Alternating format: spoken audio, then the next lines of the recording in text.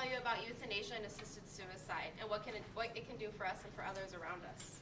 Euthanasia with the human race can help those who need peace in their lives, mentally or physically. It reminds us to recognize the human rights that are granted to us and that are given to us that we most often forget about. And it reminds us that we should not allow someone else to choose our fate in our own lives.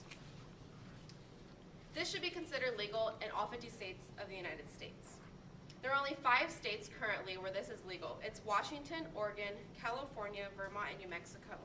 Also, Montana is a state where it is disputed, where it is not either legal nor illegal. And this is all according to United States Info Records. In order to make a change and start doing something, this is our call to action. We must contact our Governor, Doug Ducey, and start making a change. So what do we do as humans when we have our pets? As they're dying, getting older, we know that mentally in our minds that we don't want them to let them keep on going. If they can't walk right, if they're not eating their food anymore, even with maybe dogs not barking or cats meowing, we know that it's right for us to put them down and make sure that they're at peace in their lives. So this is where we need to let it be equal. Why wouldn't we do the same for ourselves or for the people around us? Have you guys ever been around sick elders or even young family that you've seen suffering and you just know that they should not go on anymore? We think down to our hearts and in our minds, why is this right? We think, oh, the doctor said they have 6 months to live. Sometimes they live maybe only a month. We have to think back to ourselves and stop being selfish. I know we think of the pain that's going to happen to us, but think of the pain they're going through. You're fine because it's not happening to you. So that's where you need to step outside of the box. So how would you feel if someone else told you how you had to die? Whether it was a doctor, your mom or dad, significant other? Now with this, using euthanasia and assisted suicide, it gives you the calm feeling of knowing what's going to happen to you as you pass away. And our wills, we can make a change and say, this is how I want stuff to happen. Say you get into a really bad car accident, you're on your deathbed. Do you want to keep suffering on those lifelines? You can feel the pain, you're not able to speak. Would you want to grant in your will that you want someone to make that change for you, that you want to be able to end your life the way you want it to?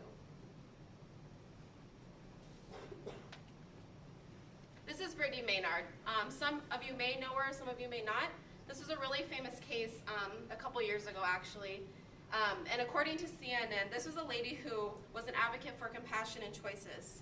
Now, for her background, she was a lady from Oregon. She had terminal brain cancer and only had months to live. 2 months before her announced death, or the day she was planning to end her life, it became a media frenzy. People were having an epidemic over it because they didn't get why she wanted to end her life. She was a beautiful woman, but she knew that she couldn't handle this anymore. It was starting to become a financial burden to her family. She had children. Her husband was terrified. He knew that it wasn't the right thing for her to keep on living. After her passing away and after her death, after it was announced, her husband came out publicly and spoke of it and said it wasn't an emotional burden to him. It made him feel happier knowing that she got to end her life the way she wanted to. She knew that she ended in peace. She knew that she didn't have to end in a hospital. She sat in her room and died, and she died peacefully. Surrounded by her loved ones, not with cords hooked up to her, she took her medicine and she was gone.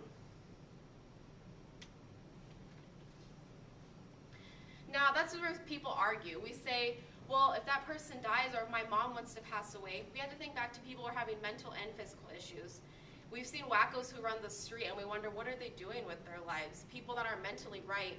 I'm not saying we have to just kill them off and shoot them, but if they know that they're not right for this world, that's where we need to take a chance and make sure that change can be implemented. But the biggest opposition side is religion. That's the #1 cause of people arguing this situation. Now, this is a quote from debate.org. I have no right to judge them. Every individual person on this earth has the right to self-determination and freedom of choice. I am a woman of God, so I don't believe in suicide. Well, I wouldn't partake in it, but who am I to judge? In the Bible, God said, I call heaven and earth to record this day against you, that I have set before you life and death, blessing and cursing. Therefore, choose life, that both thou and thy seed may live. And this is from Deuteronomy 30:19. At the end of the day, he decides your eternal fate. Where I get the religion standpoint, and I get the afterlife and the feelings and stuff, the main argument is that we're going to pass away either way. Whether you don't know if you're going to step outside, get shot, if you're going to be in the car, get in a car accident. If you know something's going to happen and you want it to end the way you want it to, just let it be. Now this is where we remember our equal rights and what happens to us and letting us decide. People often forget that there's laws and amendments that allow us to be the people we want to be. Why do you want to keep suffering if you don't have to? If someone had to tell you that they were going to shoot you, would you want them to shoot you? If you were given a choice that this is how you were going to die, you obviously wouldn't take it. Wouldn't you want the most offering or peaceful offering that you could have? This is where you take back and think about your body and how it can be chosen.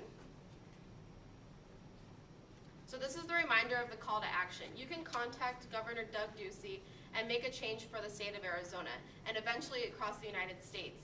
We can be part of those 5 states, becoming 6, becoming 7, becoming 8, becoming 9, becoming 10.